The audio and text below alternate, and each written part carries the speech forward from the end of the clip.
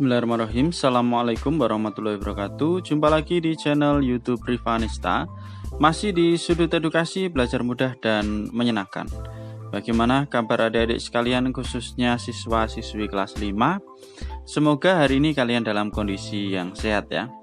Karena dengan keadaan yang sehat pastinya kita bisa melakukan berbagai kegiatan yang kita inginkan.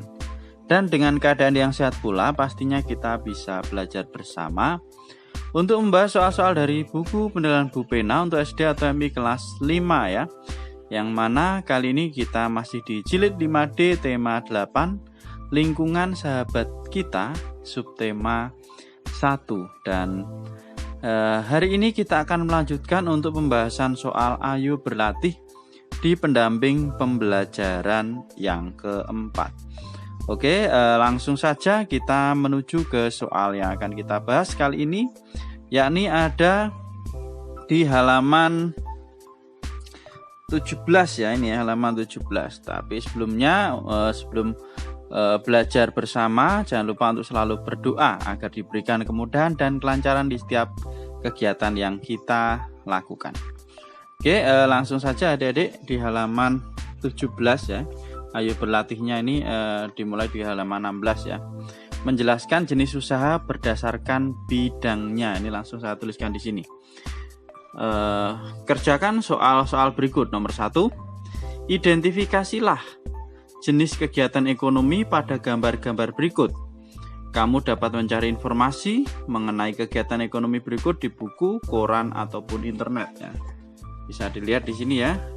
Jenis kegiatan ekonomi masyarakat. Nah, ini adalah ada gambar seorang bapak-bapak ya. Nah, ini sedang membuat kerajinan. Jadi kegiatan yang dilakukan adalah membuat kerajinan. Ciri-cirinya dengan nih ya, menghias suatu benda ya. Yaitu menghias benda kerajinan, di sini saya tuliskan. Kemudian contoh barang yang dihasilkan yaitu lampu hias. Ini barang yang dihasilkan adalah lampu hias. Kemudian gambar yang kedua, kegiatan yang dilakukan adalah menjahit ya, ini kegiatan sedang menjahit. Kemudian ciri-cirinya menggunakan mesin jahit. Kita lihat di sini mesin jahitnya ya. Dan barang yang dihasilkan itu bisa baju, celana, kaos ya. Kemudian untuk gambar yang ketiga ya, kegiatan yang dilakukan ini sedang mengecat dinding ya, ini ya. Ada seorang bapak yang sedang mengecat dinding. Ciri-cirinya menggunakan alat pengecat, ini menggunakan roll ya. Kuasnya itu dari roll. Nah, kemudian contoh barang yang dihasilkan, dinding akan terlihat bagus ya. Setelah dicat maka akan menjadi lebih bagus. Itu untuk pertanyaan nomor 1. Selanjutnya ke nomor 2. Menurut pendapatmu termasuk bidang apakah jenis kegiatan pada gambar tersebut? Nah, ini berarti semua kegiatan ini adalah termasuk dalam bidang jasa ya. Jadi hanya modal tenaga ya di sini ya, modal tenaga sama tentunya pemikiran ya. Kemudian nomor 3, apakah manfaat usaha tersebut bagi lingkungan sekitar? Ya, manfaatnya adalah untuk memenuhi permintaan pelanggan, misalnya ini mengecat rumah ya, menjahit, ini kan sesuai dengan permintaan pelanggan ya. Kemudian nomor 4, sumber daya apa yang dimanfaatkan oleh jenis usaha ekonomi masyarakat dalam gambar tersebut. Nah, ini sumber daya yang digunakan adalah sumber daya manusia atau SDM ya, karena ini menggunakan tenaga manusia semua. Ya adik-adik, untuk ayo berlatih di halaman 16 muatan IPS. Nah, sudah kita bahas 4 nomor. Selanjutnya kita ke ayo berlatih kembali ya di halaman berikutnya. Ini ada di halaman 18 ya. Muatan pelajaran bahasa Indonesia. Mengidentifikasi peristiwa yang terdapat pada teks non-fiksi, kemudian menuliskan peristiwa yang terdapat pada teks non-fiksi dalam bentuk peta pikiran. Oke, di sini bacalah teks berikut dengan seksama. Setelah membaca, tuliskan peristiwa-peristiwa yang ada pada teks dalam bentuk peta pikiran ya. Oke, di sini ada bacaan tentang industri kreatif ya, judulnya industri kreatif. Di sini ada 3 paragraf ya. Oke, kita baca bersama-sama.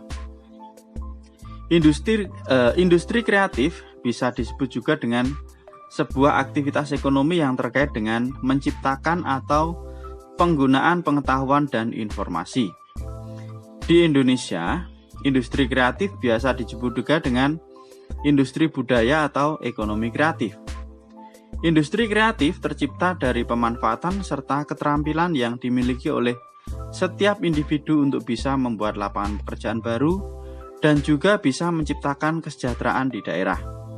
Industri kreatif merupakan hasil dari kreativitas dan daya cipta setiap individu ya. Jadi di paragraf pertama ini menjelaskan tentang apa itu industri kreatif.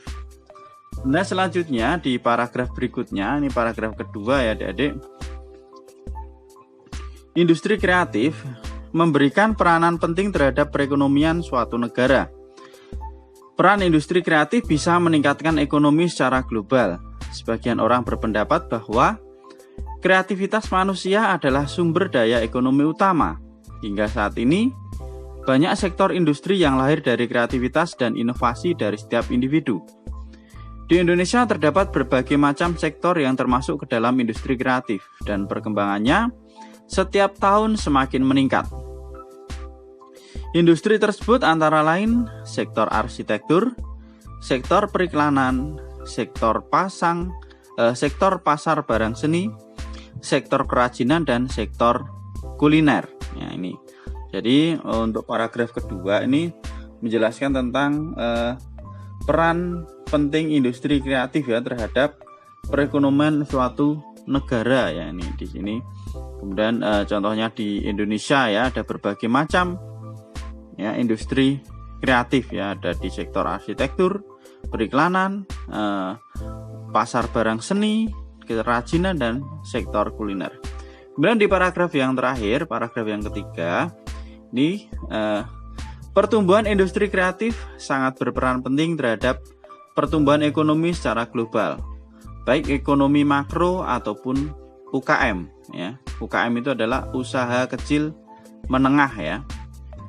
Di Indonesia, industri kreatif sudah memberikan kontribusi yang baik untuk membantu perekonomian nasional.